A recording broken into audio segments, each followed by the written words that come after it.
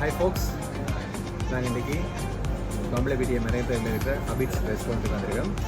So 1500 ஒரு chicken மந்தி biryani order பண்ணியிருக்கோம். ஸோ எப்படி இருக்கேன் வந்து பாபா.